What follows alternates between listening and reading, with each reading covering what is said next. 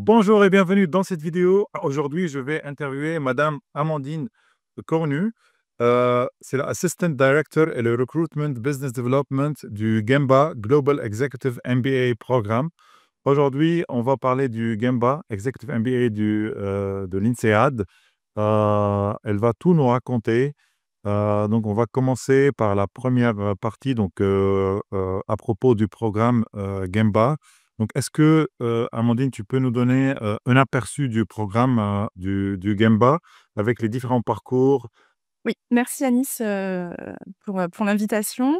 Bonjour à tous. Donc, effectivement, donc moi je suis Amandine, je suis en charge du recrutement des candidats pour, les exécutives MBA de l'INSEAD, pour les candidats qui sont basés dans plusieurs pays et notamment la France.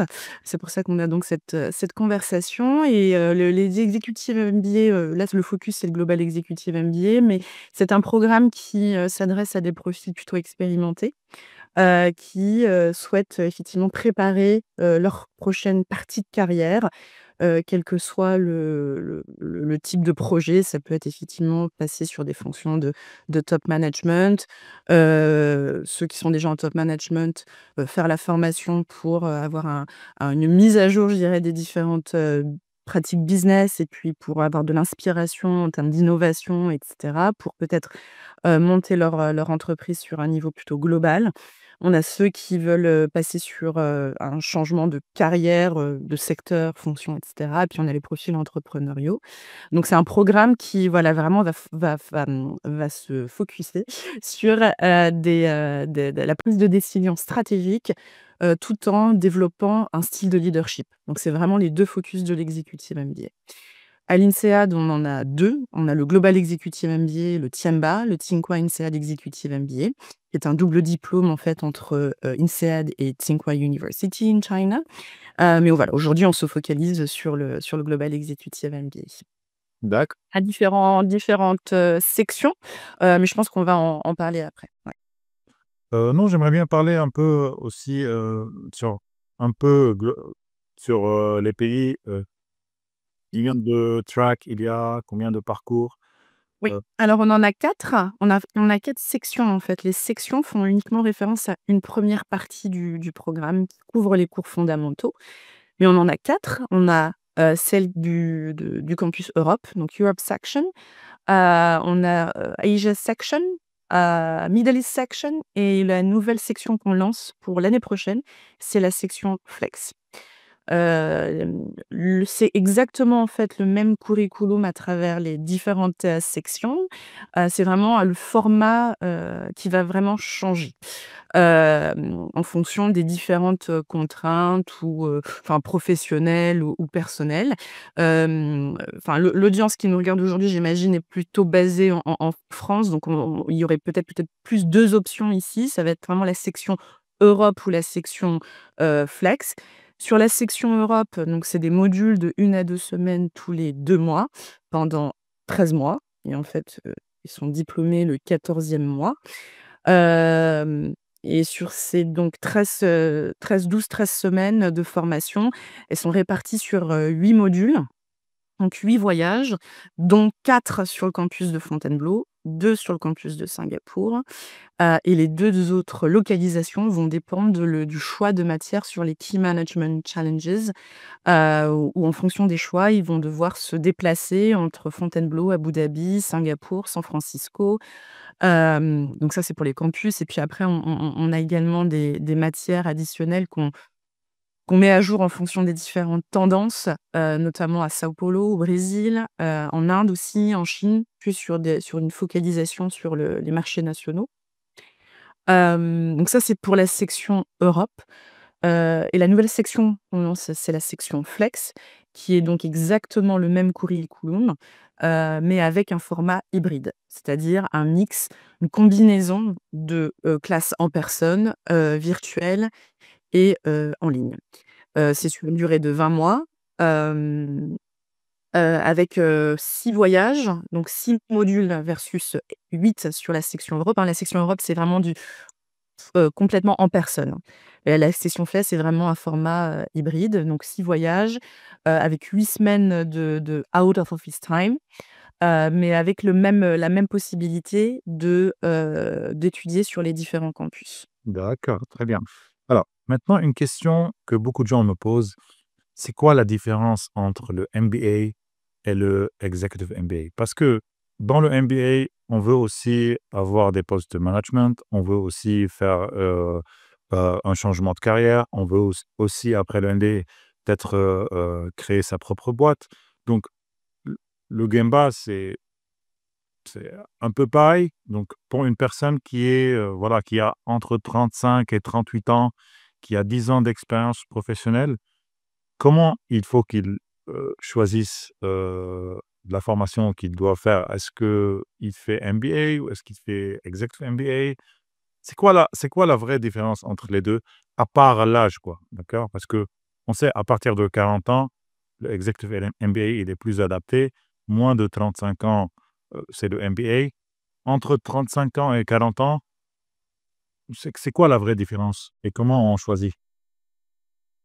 Excellente question. Donc, il va y avoir vraiment, on va dire, 3 points essentiels, de différence. La première différence, ça va être, bon, sur le profil, finalement des participants. Sur le MBA, on est sur des profils plutôt, on va dire, plus juniors en termes d'expérience professionnelle, hein. C'est une moyenne de 5-6 ans d'expérience professionnelle.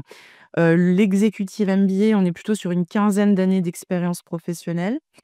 Qui du coup, m'amène au second point de différence qui est finalement le pourquoi, est-ce qu'on veut faire un MBA, donc executive MBA ou full-time MBA? Quel est l'objectif? Donc sur le MBA, on est plutôt sur un booster de carrière, donc vraiment, faire un break, de carrière puisque le MBA donc c'est un break, de 10 mois, pour pouvoir accélérer sa carrière, gagner en années en fait des responsabilités. Alors que sur l'executive MBA, là, on est sur un objectif de carrière qui est vraiment passer, voilà, une autre étape dans une carrière professionnelle, passer sur des fonctions typiquement de direction, en fait, ou de top management. Si on devait qualifier vraiment les grandes différences. Et ensuite, le troisième point, ça va plus être sur la méthodologie d'apprentissage, puisque au final, ça reste tous les 2 des MBA, donc les 2 vont couvrir toutes les fonctions clés d'une entreprise, donc en soi ou d'une organisation, donc en soi, on couvre effectivement les mêmes matières, mais l'approche va être différente. Sur l'executive MBA, comme les personnes ont déjà de l'expérience, c'est vraiment une approche très, pratique, enfin hands-on approach. Donc on va vraiment, amener les participants à appliquer ce qu'ils apprennent dans leur, hem, job, actuel. Voilà, c'est vraiment très, hands-on approach, basically. D'accord, donc si je comprends bien, le Executive MBA, c'est pour continuer un peu dans la même carrière ou c'est aussi pour changer?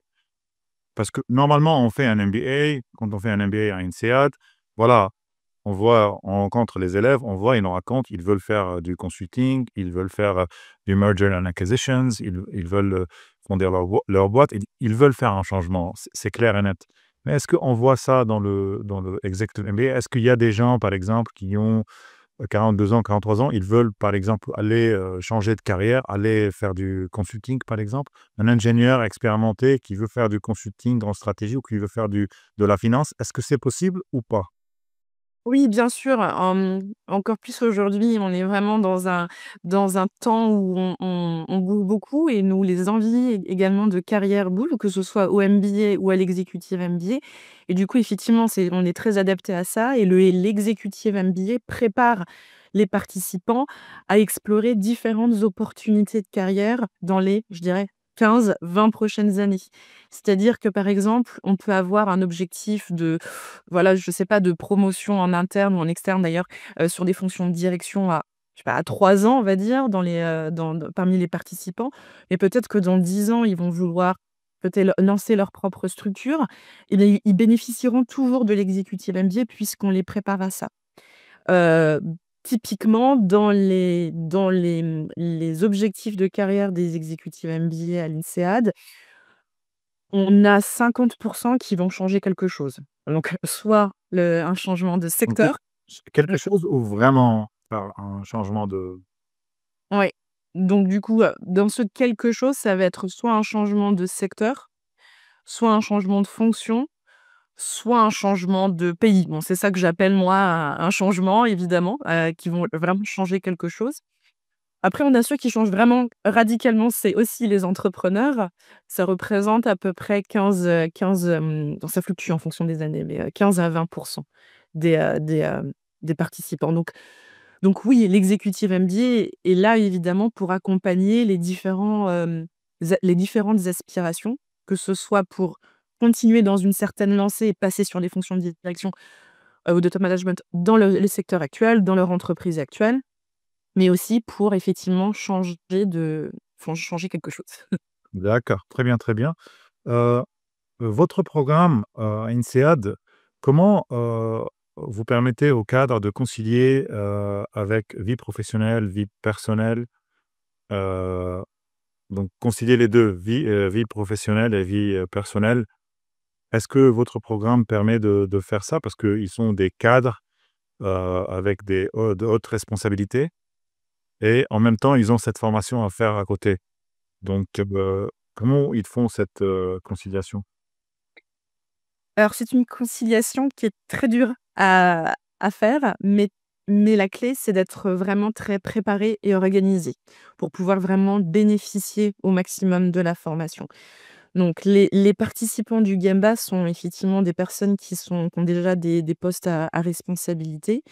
Hem et dans les 2 formats, en fait, qu'on propose, ils vont vraiment, répondre à 2, on va dire 2 ni besoins, en fonction des contraintes professionnelles et personnelles des participants. Donc effectivement, sur la section Europe, c'est des blocs de 2 semaines tous les 2 mois, c'est-à-dire que, les personnes viennent sur le campus pendant 1 à 2 semaines en totale immersion, c'est-à-dire qu'ils ont vraiment cours, ils sont vraiment dédiés à la formation, mais par contre, quand ils reviennent ensuite, chez eux, ils peuvent reprendre, on va dire, presque une vie, normale puisqu'il y a pas de classe, en ligne sur la section Europe, hein.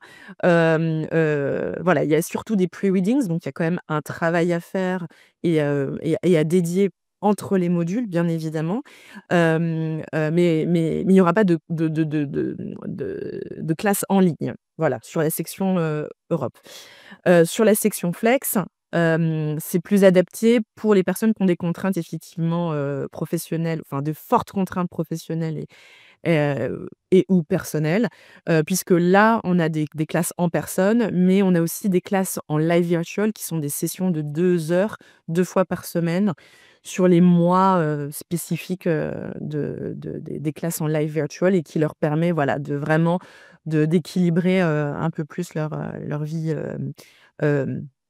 en général. Mais voilà, c'est un peu plus long, c'est 20 mois. D'accord, très bien, très bien. C'est Mais clair. la clé effectivement, c'est l'organisation. C'est-à-dire qu'on est obligé d'avoir le soutien de son employeur, Ouais. en termes de temps, si ce n'est pas d'argent, mais au moins en termes de temps, et avoir le soutien de son environnement familial pendant cette année ou ces 20 mois, très, très intenses, c'est clair. Ça, c'est sûr, parce que je vois beaucoup de nos élèves, ils ont des familles, des enfants, beaucoup de responsabilités, donc ils ont pas le temps, pour tout ça. C'est pour ça que j'ai posé des questions, quoi. Donc, c'est excellent, très bien. Donc, dans le marché européen ou américain, il y a pas mal de programmes Executive MBA. Nous, on connaît INSEAD, c'est une des meilleures écoles, dans le monde, ça c'est sûr. Mais en termes de Gemba Executive MBA, qu'est-ce qui différencie vraiment INSEAD des autres concurrents sur le marché européen et américain, ou même asiatique? Hem, alors, bon, généralement, les top schools, vraiment offrent des programmes, excellents, donc c'est plus une question hem, de fit, avec ce que le participant ou le candidat recherche et la culture et le curriculum qu'on propose évidemment, à l'INSEAD. Mais voilà, pour répondre à la question, il y a, on va dire 3 points essentiels. Le premier, le premier et le deuxième sont en fait, liés. Donc le premier point, ça va vraiment être, la diversité, des profils qu'on peut retrouver dans la classe, hein. C'est vraiment dans l'ADN de l'INSEAD, si on revient sur l'historique, mais c'est vraiment, au cœur des valeurs de l'INSEAD où on utilise cette diversité comme un outil d'apprentissage qui est très, puissant. Parce que vous êtes avec des personnes qui sont de nationalités différentes, avec des backgrounds différents et donc ça accélère effectivement l'expérience d'apprentissage, et d'inspiration. Parce que c'est ça l'objectif aussi d'un executive MBA en général. Typiquement à l'INSEAD, sur la section Europe, par exemple, on a, sur 100 participants, on a environ 50 nationalités. Donc ce qui montre, en fait, qu'il y a pas de culture prédominante dans la classe et c donc ce qui force forcément les participants à vraiment, sortir de leur zone de confort et à voir les choses différemment. C'est ça l'une des forces de l'INSEAD. Le second point qui est en fait lié, ça va vraiment être le réseau qui est très puissant. Hem, heu, on a plus de 71 000 alumni maintenant à travers 180 pays avec presque 50, National Alumni Association. Donc ça montre à quel point le réseau est très, très puissant et très global. Et c'est vraiment un réseau qui est très collaboratif et prêt à partager. J'ai envie de dire l'expérience INSEAD commence vraiment aussi au moment de la graduation, la diplomation, puisqu'on entre vraiment dans un réseau qui est très puissant globalement et qui continue finalement, tout au long de la vie et pour les profils executive MBA, le réseau, c'est clé parce que, les prochaines opportunités vont vraiment enfin enfin, je dirais d'emploi ou business en général, hein, vont vraiment reposer sur un réseau. D'accord. Et le troisième point, alors là qui est vraiment spécifique au programme en lui-même, c'est le Leadership Development Programme qui est un mini programme en fait dans le programme et qui va vraiment accompagner le participant sur toute la partie de développement personnel. D'accord. Donc voilà, vraiment travailler sur soi pour développer son ou renforcer son style de leadership. D'accord, très bien. Donc c'est clair, c'est clair. Donc maintenant, on va parler un peu des candidats, des admissions et tout ça. D'abord, j'aimerais bien, poser une question. Un profil, par exemple, qui est technique, d'accord? Ingénieur, par exemple, qui a travaillé, devant un bureau, pendant 15 ans, d'accord?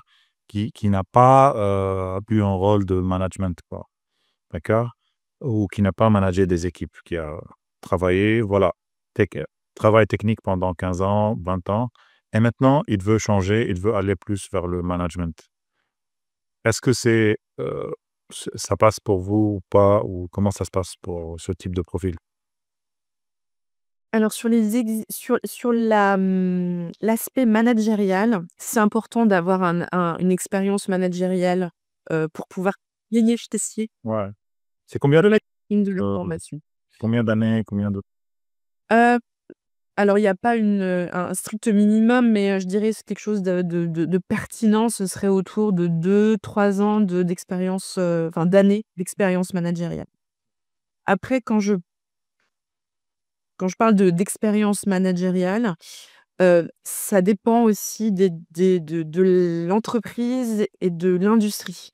Parce qu'on sait que dans certaines organisations, il y a plutôt une hiérarchie qui est plutôt horizontale, et dans ce cas-là, ça va être plutôt du project management, mais qui peut être considéré comme une expérience aussi managériale en fonction évidemment du niveau de responsabilité, mais parce qu'on manage aussi des différentes parties prenantes. Donc c'est valorisé aussi en tant qu'expérience managériale. Il faut voir vraiment, dans le profil, ouais. d'accord, d'accord, c'est clair. Maintenant, je vais voir un peu les, critères d'admission. Donc sans parler des tests, GMAT, Executive, Assessment, parce qu'on va parler après, sur cette, question. Je voulais savoir quels sont les principaux critères d'admission évalués par, INSEAD, quoi? Oui, alors on en a 4, 4 critères principaux. Le premier, ça va être, la progression de carrière. Donc on doit vraiment voir une progression en termes de responsabilité dans votre, parcours, professionnel. Le second critère, ça va être, hem, l'exposition à l'international. Donc quand je dis exposition, ça va être, soit une expérience, à l'étranger, soit, un travail avec, des pays différents, que ce soit en termes de fournisseurs, de clients et cetera. En fait, l'objectif de ce critère-là, c'est qu'on s'assure que vous soyez vraiment ouvert à d'autres, cultures et d'autres points de vue, bien évidemment. Ensuite, le troisième critère, ça va être le potentiel de leadership et le quatrième critère, ça va être la capacité à contribuer à la classe. Ça, c'est essentiel dans un executive MBA en général, hein, parce qu'on dit généralement dans un executive MBA que vous apprenez autant de vos professeurs que de vos camarades de classe. Donc c'est essentiel que dans le processus d'admission, on s'assure que, la personne qui va être, dans la classe puisse vraiment apporter quelque chose, en termes de enfin, ça peut être d'expertise, d'expérience, ou si ça peut être de la personnalité, enfin, voilà, vraiment quelque chose de caractéristique, pour pouvoir contribuer. Voilà, c'est C'est ça, donc il y a les 4 critères. Si un critère n'est pas présent, c'est éliminatoire ou pas? oui. C'est éliminatoire, donc une personne sans expérience internationale, c'est mort, quoi. Donc s'il est né dans un par exemple, on a par exemple, des pays qui sont très grands, par exemple l'Inde, la Chine, beaucoup de gens font leur vie là-bas, ils voyagent pas, c'est un grand pays. Ils ils sentent pas le besoin de voyager, il y a des opportunités ou même, aux États-Unis, il y a beaucoup d'Américains qui restent aux États-Unis, qui voyagent pas. Donc ça, c'est un critère, essentiel, quoi. Alors c'est un critère essentiel. Après, c'est pas le critère n'est pas uniquement basé sur le voyage, hein. C'est sur l'interaction. Ouais. Bien sûr, ouais. Ah, l'adaptation, ça veut dire que s'ils travaillent avec des gens qui sont à l'étranger, Oui, ça compte, quoi. bien sûr. Oui, oui, bien Donc d'une entreprise internationale et qui travaille avec des gens qui sont à l'étranger, ça compte, quoi. voilà, exactement. C'est d'être en relation, d'être en contact avec d'autres cultures que la sienne, typiquement. À travers des voyages, certes, mais à travers, le travail, des réunions, voilà, sensibilisé aux différents points de vue et aux différentes cultures. D'accord, et par rapport au leadership, comment vous mesurez ça? Est-ce qu'à travers les essais, les interviews, le CV? Comment vous Exactement, c'est à travers beaucoup de choses, donc c'est vraiment à travers tout le processus d'admission. D'accord. Mais effectivement, il y a dans la partie candidature en ligne, on va le voir à travers les essais. Donc des essais qui sont basés sur enfin où on demande en fait aux participants de raconter en fait leur histoire, enfin à travers différentes questions. À travers les références également. Les références sont clés, dans la candidature, en ligne, puisqu'il y a des questions qui tournent autour du potentiel de leadership.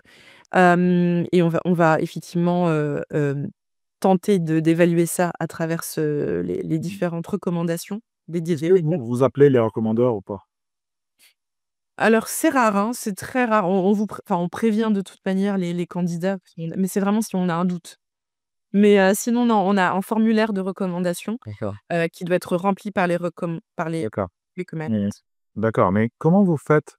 Là, on sait, c'est l'élève qui choisit le recommandeur, donc il ne va pas choisir quelqu'un qui s'entend pas avec. Moi j'espère pas, oui. Voilà, donc il va choisir quelqu'un qui, voilà, avec qui il s'entend bien, et souvent les gens de nos jours, ils ont pas le temps de rédiger, donc le recommandeur, il se trouve, dans une situation, il va lui dire: «Voilà, rédige toi-même les questions, et moi je le mets, quoi».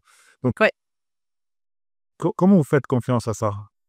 Heu, Bah, c'est pour ça que c'est pas le seul point, sur lequel on se base sur la partie, potentielle de leadership. C'est vraiment dans tout le processus. Donc c'est pour ça que je dis notamment dans les essais, dans les références, dans l'interview, parce qu'on est amené à rencontrer le candidat dans un moment ou un autre aussi dans le processus d'admission. d'accord. Mais, après on a aussi des experts au bureau des admissions qui recroisent toutes les informations, et on peut le sentir aussi quand, c'est plus ou moins rédigé, par, la même personne. Ça se ressent. Ça se fait et si c'est rédigé par la même personne, c'est éliminatoire? Bah, ça, on n'a aucun moyen évidemment de s'en assurer. Après, c'est pas forcément, mauvais, hein, comme, c'est pas éliminatoire. C'est juste qu'il faut que ça reste consistant ensuite en termes de dans le processus d'admission, dans l'interview et cetera, bien sûr. D'accord. Aussi une question, par curiosité. Heu, Bien évidemment, l'élève qui est intéressé par le Gemba, il va contacter INSEAD peut-être pour voir un peu, il va te contacter peut-être directement pour voir un peu, faire un petit call avec toi, n'est-ce pas? Oui, De tout à postuler. fait. Oui. Est-ce que est-ce que l'imp tu est-ce que ton avis, ça veut dire que toi, tu vas directement voir, est-ce qu'il est bien, pas bien? Tu vas avoir une idée quoi, une première impression. Est-ce que tu vas transmettre cette impression au jury d'admission ou pas? Non, Est-ce que ton avis compte ou pas? non. À l'INSEAD, c'est très indépendant, on va dire, et très neutre, sur le processus d'admission. Donc, moi, je fais partie du marketing et du recrutement, c'est-à-dire d'accompagner les candidats, d'identifier les hauts potentiels, pour faire en sorte qu'ils candidatent et qu'ils soient admis évidemment, et je pousserai enfin nous au marketing, au recrutement, on poussera pas forcément quelqu'un si on pense qu'il ne sera pas admis, hein. Donc vraiment notre travail, c'est que vous soyez enfin que les candidats soient admis, et c'est pour ça que le bureau des admissions est totalement neutre et indépendant pour pouvoir, évaluer de manière, objective, les candidatures.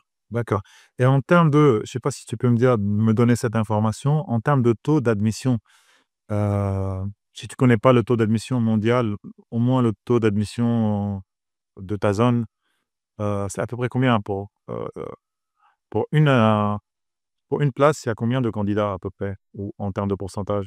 Alors c'est bien tenté, je connais évidemment, mais je peux pas je peux pas donner Ouais, ouais. les chiffres.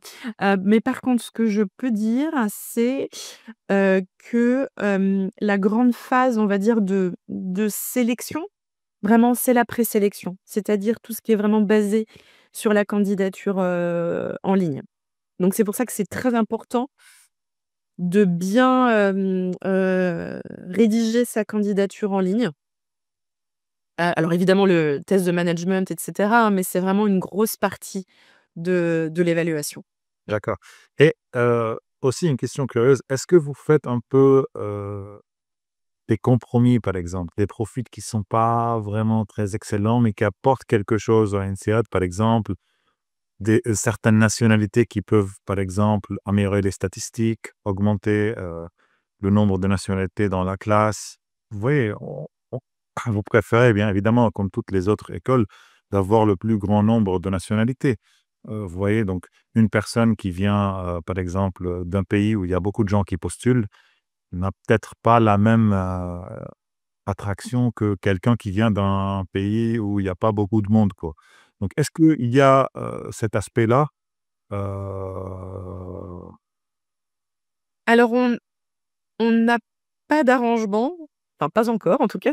On a peut-être cette chance-là à l'INSEAD, c'est que, bah, c'est une école qui est reconnue, vraiment mondialement, internationalement, et donc on a déjà une grande diversité de candidatures qui viennent de beaucoup de pays, d'accord, très bien. et du coup on n'a pas du tout enfin ce type de politique de quota encore sur l'exécutive MBA, je dirais. Quota, je veux dire, par exemple, on a un objectif d'avoir au minimum 65 nationalités, par exemple, ou ce allez, on fait en sorte que même si le candidat n'est pas top, top, top, top, mais s'il est bien, on arrive à on accepte. Ça passe pas?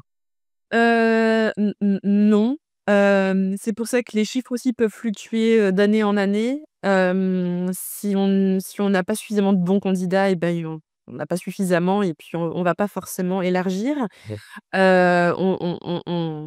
On ne diminuera pas les critères d'admission en tout cas, Très bien.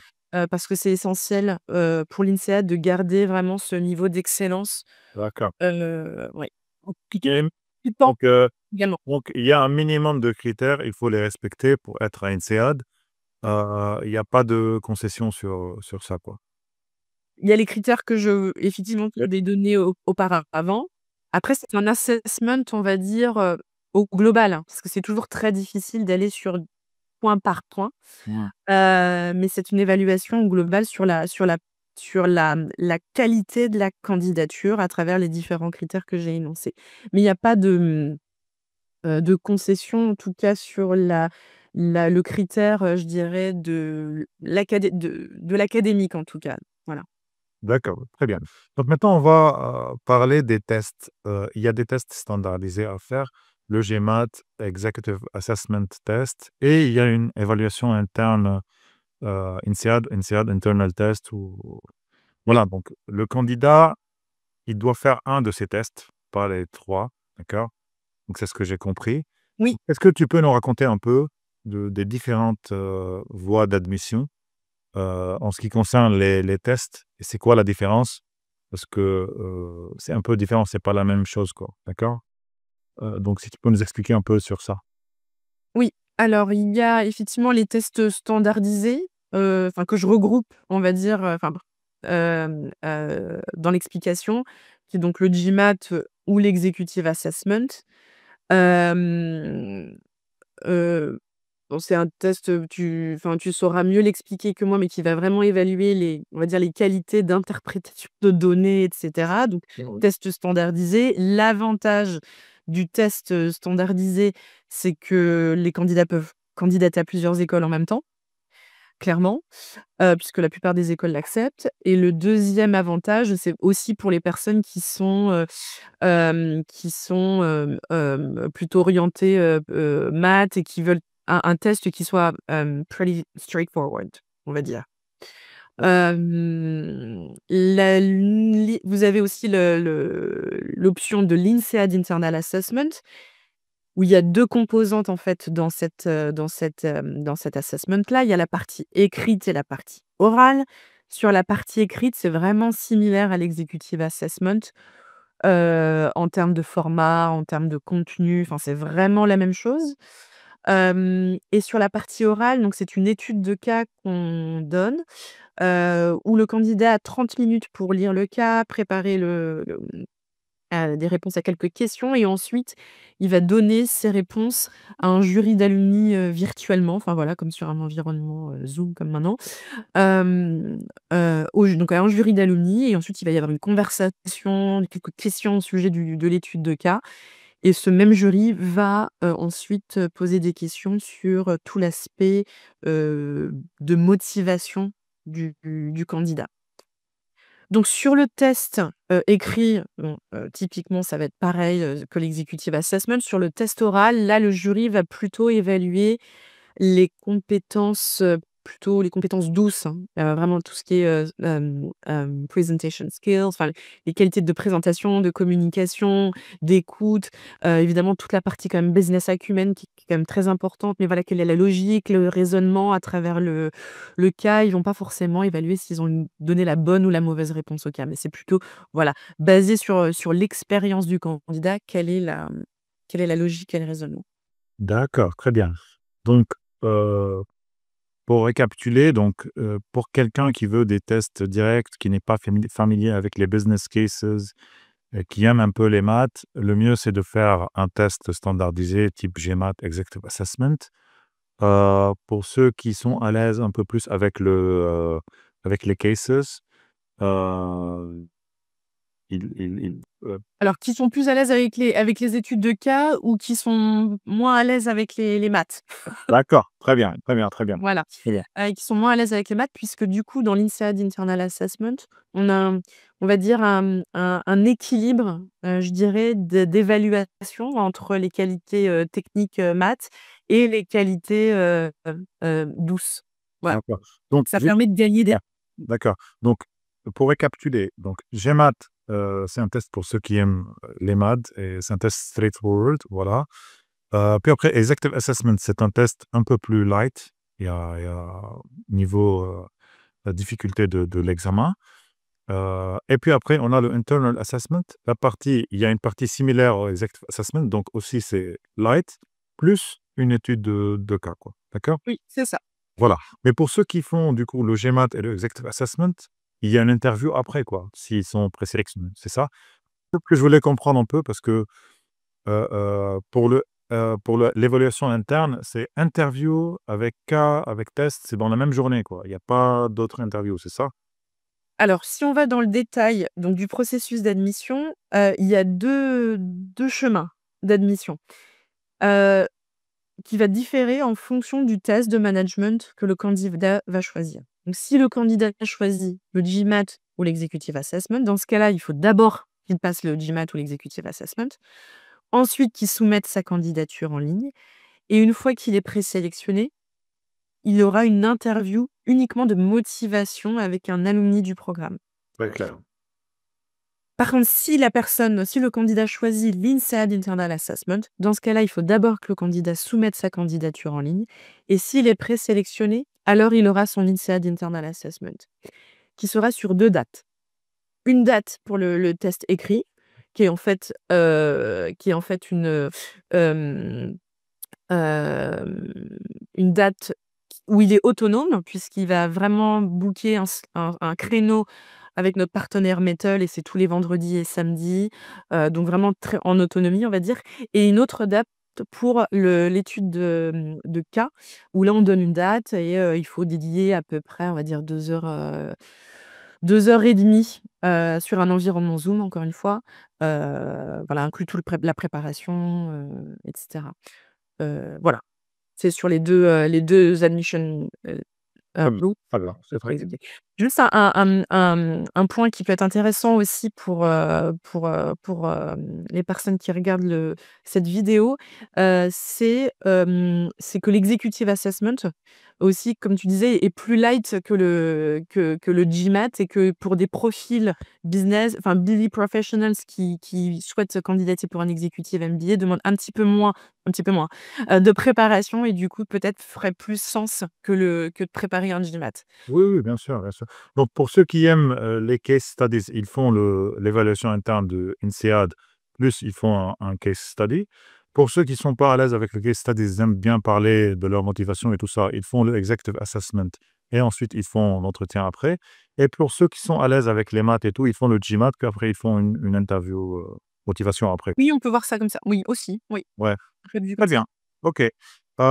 Du coup, en termes de débouchés professionnels, pour le MBA, il y a toujours une brochure, pour les débouchés. On parle de 90 de taux de placement après 3 mois et tout ça. Mmh. Et les MBA, ils parlent beaucoup de ça, quoi, d'accord? Oui. Ils veulent dire: «Ouais, venez chez nous, vous allez trouver un job, il y a pas de souci, vous inquiétez pas». Heu, Est-ce que pour le executive MBA, c'est la même chose? Vous avez des statistiques, un taux de placement, un salaire médian, quelque chose qui donne une indication, Ouais.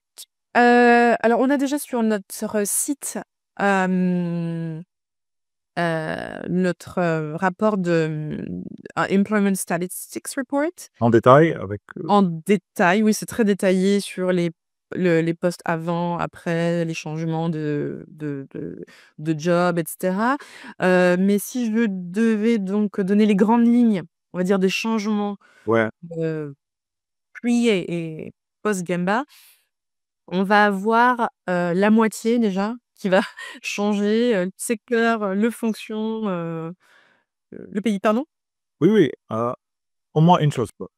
Oui, voilà, ou voire les 3. Alors c'est un peu plus rare, mais c'est possible. Voilà, on va avoir, voilà 15 qui vont enfin, ça fluctue encore une fois en fonction des années, mais on va avoir 15 qui vont, lancer leur propre structure. Et puis le reste qui va avoir une promotion généralement, en interne, en externe. Alors ça, c'est des statistiques qui reposent sur donc participants Gemba en 2023, enfin graduated en 2023 et donc ça repose sur, un changement pendant le programme ou dans les 18 mois qui suivent, leur graduation. D'accord et une question, importante, est-ce qu'il y a un grand pourcentage des gens qui sont financés par leur entreprise? Parce qu'il y a des gens qui me contactent, qui ont peur de se lancer dans le Gemba. Ils vont me dire: «Bah oui, mais c'est des gens payés par leur entreprise, ils ont un job, sécurisé après, une promotion voilà, donc est-ce que il y a beaucoup de gens financés par leur entreprise ou c'est une petite proportion? Alors c'est vraiment une toute petite proportion, hein. C'est les gens qui n'ayant pas de Et alors, c'était peut-être pas le cas il y a 15 ans, 10-15 ans, mais maintenant c'est vraiment une approche, personnelle. l'executive MBA. Donc on a vraiment une grande majorité qui sont financés personnellement, Ah ouais. à 100 personnellement, donc sur leurs propres fonds ou à travers un prêt, Ouais, bancaire. c'est bancaire. Ensuite, on a aussi ceux qui sont cofinancés, par leur entreprise, donc à différents ratios, hein, l'entreprise peut prendre en charge, je sais pas, 5 à 90 du programme. Et puis on a ceux qui sont vraiment, fully sponsored by, par leur, pardon, par leur entreprise. Mmh. Donc non, c'est vraiment, la majorité, c'est vraiment une approche, personnelle. D'accord, d'accord, très bien. En termes d'accompagnement, hem, comment vous accompagnez les participants du Gemba dans leur carrière? Comment vous les aidez à trouver un job? Comment vous les parlez-moi un peu de cet accompagnement que vous faites, en fait. Est-ce qu'il y a un vrai accompagnement ou vous comptez plus sur la capacité de l'élève à lui-même faire les choses? Alors, c'est un petit peu des 2 puisque nous, dans l'executive MBA, en fait, on donne les outils, pour que le participant puisse, hem, heu, Se débrouiller seul. achieve, l'objectif de carrière. Et à l'INSEAD, en fait, on a ce centre de développement carrière, qui est là pour vraiment accompagner les participants pour pouvoir, construire la stratégie, pour arriver à leur objectif de carrière. Donc c'est pas vraiment un placement ag c'est pas une placement agency du tout, hein. C'est plutôt, voilà, des sessions de coaching carrière avec un coach carrière. Il y en a 7, il me semble au total, soit à prendre pendant la formation ou dans les 6 mois qui suivent la graduation. Et qui va vraiment être là pour, voilà, les conseiller, heu et le conseil va beaucoup se reposer sur comment construire et nourrir le réseau. Parce qu'en fait, les participants du Gemba, ont déjà des niveaux de position qui sont, assez, élevés, et que la prochaine partie, en fait, la prochaine opportunité d'emploi va, clairement se reposer sur un réseau. C'est pas des posts qui sont, postés, publiquement, enfin, je dirais sur internet, donc ça va vraiment se baser sur le réseau. Voilà, je connais quelqu'un qui cherche son, prochain, general manager pour ouvrir, je sais pas, un nouveau pays et cetera. Donc ça repose essentiellement sur le réseau et donc le gros travail va se faire à ce niveau-là avec le coach carrière. OK, OK, OK, c'est plus clair. Le MBA aussi repose sur le réseau, mais pas autant, j'ai l'impression, parce qu'il y a des postes, qu'on trouve directement chez les entreprises. Le Gemba, il y a plus l'aspect réseau, c'est clair. Donc ça, c'est une grande valeur ajoutée de l'INSEAD qui a un réseau très grand réseau, quoi. Très bien, très bien. Dernière réflexion, j'aimerais bien, savoir s'il y a des idées reçues du programme Gemba et qu'est-ce que tu peux nous dire à propos de ça? Les idées reçues, alors peut-être la première idée reçue, c'est que le Gemba, c'est un part-time MBA, ce que ce n'est pas. C'est vraiment un programme qui est pour un autre niveau de carrière. Donc c'est pas pour ceux qui veulent pas, arrêter leur emploi, tout en ayant, 28 ans ou 30 ans. C'est vraiment pour un autre développement, un autre moment, de carrière. Donc voilà, ça je dirais que c'est la première idée reçue. La deuxième idée reçue, c'est que ce serait un programme uniquement pour les C-level. Ce qui n'est pas le cas. Alors il y en a effectivement beaucoup, mais pas que, c'est pour ça qu'on essaye, voilà, de recruter un maximum de personnes avec des backgrounds et des niveaux aussi de position différents. Bon, toujours avec un niveau de responsabilité qui doit être là et qui doit être, clé pour pouvoir, bénéficier de la formation et aussi contribuer à la classe. Mais c'est pas que pour des niveaux, des C-level executives, quoi. Très bien, très bien. Donc une dernière question, qu'est-ce que tu nous donnes comme conseil pour ceux qui nous regardent, qui veulent aller, faire du Gemba, aux candidats qui postulent? Quel conseil tu donnes, pour qu'ils augmentent leurs chances de réussite? Il faut rester, je dirais le conseil principal, c'est de rester vraiment, soi-même, dans tout le processus d'admission.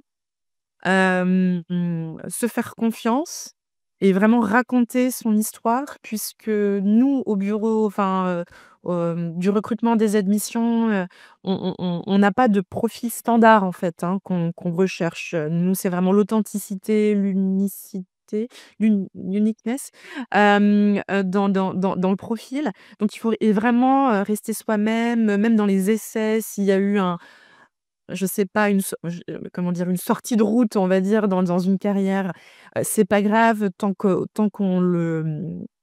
l'explique et qu'on est soi-même, c'est vraiment très important, et de le rester tout au long du processus d'admission, c'est vraiment le meilleur conseil, voilà, et de vraiment raconter son histoire, c'est important. Top, top, top. Très bien. Merci beaucoup, Amandine, d'être là aujourd'hui. Merci beaucoup, pour toutes les informations que tu nous as données, aujourd'hui. Pour ceux qui veulent te contacter, je vais mettre ton LinkedIn peut-être dans la description de la vidéo, ou tu me donnes un lien ou Oui, il y a mon profil LinkedIn, il y a aussi mon lien, Calendly pour ceux qui veulent, prendre rendez-vous pour avoir une consultation, individuelle sur le profil. Voilà, c'est essentiel, pour pouvoir continuer aussi dans le processus d'admission. Heu il faut pas hésiter, voilà, à prendre rendez-vous avec moi, effectivement. très bien, très bien. Donc je vous mets tout ça dans la description de cette vidéo. Également, si vous souhaitez réussir, que ce soit le GMAT, le Executive Assessment, le internal test de INSEAD, vous trouvez pas mal de liens, dans la description, et vous pouvez me contacter personnellement par WhatsApp pour discuter, pour voir comment on peut vous aider. Et sur ce, je vous dis à bientôt dans une autre vidéo et au revoir. Allez, ciao, ciao. Merci. Au revoir Anis. Au revoir.